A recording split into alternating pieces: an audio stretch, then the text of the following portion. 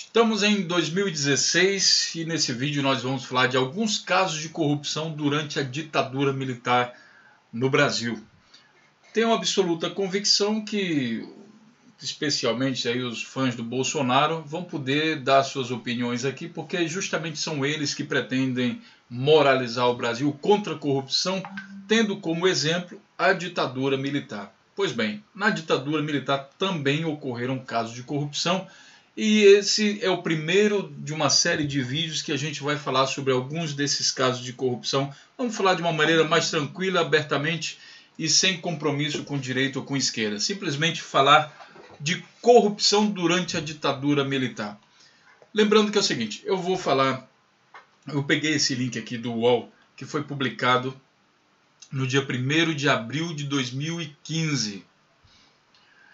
E pasmem, isso aqui não é uma brincadeira de mentira. É até irônico, né, que a direita publicou aqui algo sobre a corrupção, mas isso aqui não é infelizmente não é coisa de 1º de abril, que coisa de mentira, não tem nada a ver com isso não. Vocês podem digitar aqui, procurar caso por caso, inclusive eu vou fazer isso, porque cada um desses casos aqui é um novo caso de corrupção que a gente vai publicar aí no nosso canal de Notícias Comentadas. Então, vamos inicialmente passar em branco esse daqui. Primeiro, como eu consegui esse link? Vocês vêm aqui, pessoal, digitem no Google ditadura, corrupção. Eu sei que os fãs do Bolsonaro vão ter uma dificuldade de digitar isso daí no Google, né? Afinal de contas, são palavras tão difíceis de se digitar. Então, eles vão ter uma certa dificuldade. Mas eu vou deixar o link aqui também. Aí você não precisa digitar. Basta pegar o link que está abaixo aí do vídeo, aqui no vídeo do YouTube, e colar aí no seu navegador. Você também vai chegar a esse mesmo resultado aqui. Então, nós temos aqui o site Corrupção, Memórias da Ditadura. Eu vou abrir aqui também. Então, tem outros casos de corrupção, tá, envolvendo a ditadura, enfim. E tem esse site aqui que é o segundo, conheça 10 histórias da corrupção durante a ditadura militar, que é o do noticiasuol.com.br. Mas tem também outros sites. Eu vou me limitar a esse aqui primeiro, porque são muitos casos de corrupção. Além do mais, a ditadura já está um tempo atrás aí, naquele tempo não tinha internet, não tinha tantas provas, mas nós vamos investigar os que tem aqui. Vamos entender um pouco sobre esses casos. Primeiro, contrabando na polícia do Exército. A partir de 1970, dentro da primeira campanha do 2º Batalhão da Polícia do Exército no Rio de Janeiro, sargentos, capitães, cabos começaram a se relacionar com o contrabando carioca. Olha só, o capitão Ailton Guimarães Jorge, que já havia recebido honra da medalha do pacificador pelo combate à guerrilha, era um dos integrantes da quadrilha que comercializava ilegalmente caixas de uísque, perfumes e roupas de luxo, inclusive roubando a carga de outros contrabandistas. Os militares escoltavam e intermediavam negócios dos contraventores. Era uma quadrilha dentro do Exército, né? Inclusive, hoje eu também publiquei aquele vídeo lá falando sobre contrabando do Exército. Isso daí não parou, tá? Nesse vídeo que eu publiquei hoje, nós temos aqui alguns militares que foram presos transportando maconha no caminhão do Exército. 3 toneladas de maconha no caminhão do Exército. E daí também está gerando muita discussão, inclusive aqui vou convidar aqui o Luiz Carlos Marques, principalmente o Luiz, que eu estou fazendo isso aqui também em homenagem a você, que ele disse que no tempo da ditadura não havia corrupção. Vou até abrir aqui. Já é o primeiro link, vou dar um zoom. Aqui, o Luiz fala o seguinte: no tempo da ditadura não havia corrupção. Como eu prometi a ele que eu ia colocar aqui alguns casos de corrupção da ditadura, esse aqui é o primeiro de muitos. Um abraço aí para o Luiz Carlos Marques. Segue o link aqui para você ver também o vídeo. Então, esse era um caso de contrabando na Polícia do Exército. A outra aqui, a vida dupla do delegado Fleury, um dos nomes mais conhecidos da repressão, atuando na captura e tortura e no assassinato de preso político. O delegado paulista Sérgio Fernandes Parades Fleury foi acusado pelo Ministério Público de associação ao tráfico de drogas e extermínios. Apontado como líder do Esquadrão da Morte, um grupo paramilitar que cometia execuções, Fleury também era ligado a criminosos comuns, segundo o Ministério Público, fornecendo serviço de proteção ao traficante José Iglesias, o Juca, na guerra de quadrilhas paulistas. Então, esse camarada aqui era o que ele era? Era juiz, delegado, oferecia proteção a chefe de traficantes. Você vai poder ler aqui um pouco mais sobre ele, aqui a história é grande, a gente vai explorar isso daí num vídeo extra para ele. Terceiro, governadores biônicos e sob suspeita. Em 1970, uma avaliação feita pelo Serviço Nacional de Inteligência ajudou a determinar quais seriam os governadores do estado indicados pelo presidente Médici. No Paraná, Haroldo Leão Pérez foi escolhido após ser elogiado pela postura favorável ao regime. Um ano depois, foi pego extorquindo o empreiteiro em $1 milhão e obrigado a renunciar. Pois é, o governador extorquindo o empreiteiro. Segundo, isso daí também não é algo novo, né? Quer dizer, já foi praticado, é praticado hoje e também foi praticado antes. Segundo o general João Batista Figueiredo, chefe do SNI, no governo Geisel, os agentes teriam descoberto que Pérez era ladrão em Maringá, se o tivesse investigado adequadamente. Na Bahia, Antônio Carlos Magalhães, em seu primeiro mandato no estado, foi acusado em 1972 de beneficiar a Magnesita, da qual seria acionista, abatendo em 50% as dívidas da empresa. O quarto caso,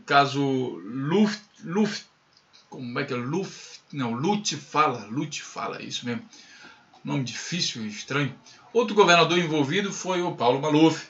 2 anos antes de assumir o estado, em 79, ele foi acusado de corrupção no caso conhecido como Lutfala, empresa têxtil de sua mulher, Silvia, que recebeu o empréstimo do BNDES, antigo, né, o BNDES, quando estava em processo de falência. As denúncias envolviam também o ministro do Planejamento, Reis Velo, que negou as irregularidades e terminou sem punições, adivinha. As mordomias do regime. Em 1976, as redações de jornal já tinham maior liberdade, apesar de estarem sob censura. O jornalista Ricardo Cotcho publicou no estado de São Paulo reportagens expondo as mordomias de que ministros e servidores financiados pelo dinheiro público dispunham em Brasília. Uma piscina térmica banhava a casa do ministro de Minas e Energia, enquanto os ministros do Trabalho contavam com 28 empregados. Na casa do governador de Brasília, frascos de laque e alimentos eram comprados em quantidades desmedidas. 6.800 pãozinhos teriam sido adquiridos no mesmo dia. Era aquelas farras que a gente vê naqueles ditadores, normalmente ditadores africanos. Também tinha no Brasil, na ditadura.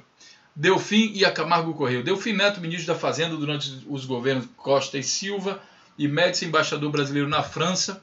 Tá, um monte de coisa aqui. Na primeira delas, sofreu algumas acusações de corrupção. Na primeira delas, em 74, foi acusado pelo próprio Figueiredo, ainda chefe da CNI, em conversas reservadas com Geisel e Heitor Ferreira. Delfim teria beneficiado a empresa Camargo Correia, olha aí a Camargo Correia, já naquele tempo, atuando aí com os militares, a ganhar a concorrência da construção da hidrelétrica Água Vermelha, anos depois. Olha, é a mesma coisa de hoje. Aquele negócio lá da empreiteira, ele recebe propina e daí favorece a empreiteira e tal. E assim, também já tinha na época da ditadura. E quem sabe foram os ditadores que ensinaram o pessoal de hoje. Anos depois, como embaixador, foi promovido, foi acusado pelo francês Jacques de la Brossia de ter prejudicado seu banco, o Crédit Commercial de France, que teria se recusado a fornecer 60 milhões para a construção da usina hidrelétrica de Tucuruí, obra também executada pela Camargo Correia. As comissões, bom, lembrando pessoal, eu vou fazer um vídeo para cada um desses aqui, para vocês, para quem sabe os fanáticos aí do Bolsonaro entenderem que a corrupção também existia lá. Eles não podem defender ditadura militar e ser contra a corrupção ao mesmo tempo. Não é possível isso. O próprio Bolsonaro de vocês aí se juntou com Eduardo Cunha para tirar a Dilma. Ele se juntou, o outro lá, que ele diz também, o Bolsonaro diz que é contra o estupro, o outro lá está sendo acusado de corrupção, o Feliciano. Dentro do partido dele tem um monte de corruptos, no atual, no PSC. No outro também era campeão de corrupção, agora também tem. Então ele está rodeado de corruptos. Ele é corrupto também. Ele alega publicamente que ele não paga os impostos, aconselha todo mundo a não pagar imposto. Isso ele faz publicamente. Então, não pagamento, sonegação de imposto também é crime, então ele também é criminoso. Há de se tirar essa faixa do olho de vocês para entender que tem alguma coisa errada. Não é somente, sabe, não é o comunismo que é ruim ou é bom, não é o socialismo, não é o presidencialismo, é direita ou não é esquerda. A gente tem que melhorar o sistema, o nosso compromisso é melhorar o sistema. Não adianta botar os militares que são corruptos também, por quê? Se você botar militar que é composto pelas mesmas pessoas, são corruptos do mesmo jeito. Então vamos continuar aqui. As comissões da General Electric, durante o processo no CADE, Conselho Administrativo de Defesa Econômica, em 76, o presidente da General Electric do Brasil, Gerald Thomas Miley, admitiu que a empresa pagou comissão a alguns funcionários do país para vender locomotivas à estatal Rede Ferroviária Federal, segundo noticiou a Folha de São Paulo na época. Em 69, a junta militar que sucedeu Costa e Silva procedeu, o Médici havia aprovado o decreto-lei que destinava fundos especiais para a compra de 180 locomotivas da GE. Na época, um dos diretores da empresa no Brasil era Alcio Costa e Silva, irmão do ex-presidente, morto naquele mesmo ano. Então, onde é que é essa empresa aqui? Será que isso daqui não é algo parecido com a corrupção aí que tem no cartel do metrô de São Paulo? A gente vai fazer um vídeo sobre isso também, falando que esse cartel aqui, desse transporte público, isso já vinha desde a ditadura militar. Corrupção. Não? Newton Cruz, caso Capemi e o dossiê Baumgarten. O jornalista Alexandre Baumgarten, colaborador do SNI, foi assassinado em 1982, pouco depois de publicar um dossiê acusando o general Newton Cruz de planejar sua morte, segundo o ex-delegado do DOPS, Cláudio Guerra. A ordem partiu do próprio SNI. A morte do jornalista teria ligação com seu conhecimento sobre as denúncias envolvendo Cruz e outros agentes do serviço do escândalo da agropecuária Capemi. Olha, minha gente, isso daqui também é comum. Quando os militares assumem o poder, então está no regime de ditadura, eles matam as pessoas que podem entregar. Essa coisa de denunciar corrupção, isso só existe em democracia. Quando é num regime de ditadura, ainda mais ditadura militar, você tem inúmeros casos de assassinatos, como foi o que aconteceu na ditadura militar do Brasil, eliminando pessoas que possam denunciar o seu próprio sistema, e assim ele sobrevive, iludindo o povo, dando aquela impressão para fora que tudo está sob a ordem dos militares e todo mundo batendo continência, está tudo bonitinho, mas ali por trás está uma cachorrada só. Só que tudo escondido, a grande mídia não pode fazer nada, que tem censura. Né? E quando faz alguma coisa, ela está altamente comprada, ligada com a ditadura, como também foi o caso. A Globo apoiou a ditadura. Então imagine, por que a Globo apoiaria a ditadura? Porque o jornalista aqui que não apoiar é morto. Simples. Caso Coroa Brastel. Delfim Neto sofreria uma terceira acusação direta de corrupção, dessa vez como ministro do Planejamento, ao lado de Hernani Galvez, ministro da Fazenda, durante o governo Figueiredo. Aquele que disse que no dia que não sei o que lá do PT, aí o Brasil ia conhecer não sei o que lá. Pois é, durante o governo dele, o ministro do Planejamento, importante ministério, também foi pego com corrupção. Segundo a acusação apresentada em 85 pelo Procurador-Geral da República, José Paulo Sepúlveda Pertence, os dois teriam desviado irregularmente recursos públicos por meio de um empréstimo da Caixa Econômica ao empresário Assis Paim, dono do grupo Coroa Brastel, em 1981. Aí o que acontece? Ele foi absolvido. E a acusação contra Delfim, que diz que na época da denúncia iniciativa política, não chegou a ser examinada. Adivinha por quê? Será que ele era inocente? Grupo Delfim. Novamente, denúncia feita pela Folha de São Paulo, em 82, apontou que o Grupo Delfim, empresa privada de crédito imobiliário, foi beneficiado pelo governo por meio do Banco Nacional de Habitação a obter 70 milhões de cruzeiros para abater parte dos 70 bilhões de cruzeiros devidos ao banco. Segundo a reportagem, o valor total dos terrenos usados para a quitação era de 9 bilhões. Aqui embaixo tem aqui o golpe militar completa 51 anos. Aí tem aqui essa notícia, esse vídeo aqui é dizendo que o presidente da República tinha deixado o governo, Jânio Quadros. E daí eles abriram tipo assim um espaço para que finalmente então as Forças Armadas assumam. Por quê? Porque o presidente da República abandonou o governo. Ele fugiu, foi embora. Por quê? Sei lá, deu dor de cabeça nele, ele foi embora. Será que foi assim? Na verdade, existia um grande movimento parecido com esse movimento que está acontecendo com a Dilma, também parecido aí, aconteceu também com o Jânio Quadros, e aí com apoio da mídia, instalou-se então a ditadura militar no Brasil. Aqui você tem 10 fatos revelados pela Comissão da Verdade sobre a ditadura.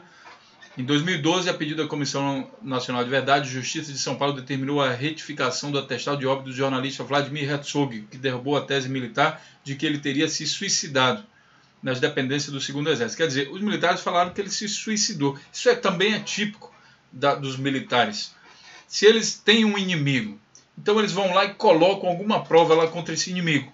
E daí mata o cara. Depois diz que ele se matou, depois diz que ele deu uma topada, caiu da escada, esse tipo de coisa assim. No caso aqui do jornalista, eles falaram que o cara se matou e depois a Comissão Nacional da Verdade foi investigar e descobriu que ele tinha sido assassinado.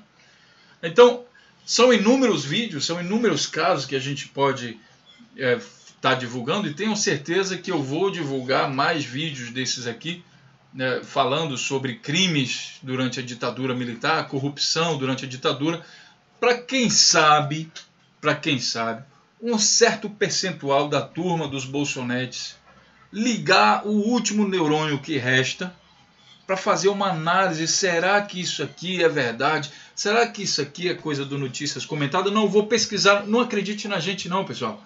Vá pesquisar na internet. Pesquise tudo isso aqui e tire sua própria conclusão. O Brasil precisa de você, da sua opinião, mesmo você bolsonete. Só que é uma opinião consciente, sem lavagem cerebral, que é típico de coisa de ditadura. O ideal para o Brasil, se você quer realmente vestir a camisa do Brasil e apoiar o país, é você pesquisar quem você está apoiando de fato. Porque você não está defendendo o Brasil vestindo a camisa da seleção brasileira, que inclusive está envolvida em casos de corrupção. Você não defende o Brasil jogando lixo na rua, na sua cidade. Você não defende, não tem nada de patriotismo nisso, protegendo uns corruptos e criminalizando outros corruptos. Isso não é defesa do país. Se você realmente tem um compromisso com o seu país, com a sua cidade, com o seu bairro, então pegue a melhor arma que tem para desenvolvimento, melhoria do seu país. A melhor arma que tem não é uma arma de fogo. Você aí, militar, não é essa arma de fogo. É a arma da informação. Procure se informar e aí sim você ajuda o Brasil com a melhor arma que tem. Não caia mais em golpes e mentiras de militares, de políticos e quem quer que seja. Porque esse povo, muitas vezes, por exemplo, se o governo é militar, o cara vai virar militar, se ele é corrupto, vai virar militar somente para ficar ele fazendo corrupção sob o teto dos militares. Além dos outros militares corruptos que também já existem lá dentro. Então o Brasil precisa de você? Precisa sim, você bolsonete. Precisa sim de você, mas precisa de você informado. Faça algo pelo seu país, se informe. Um grande abraço e até o próximo vídeo.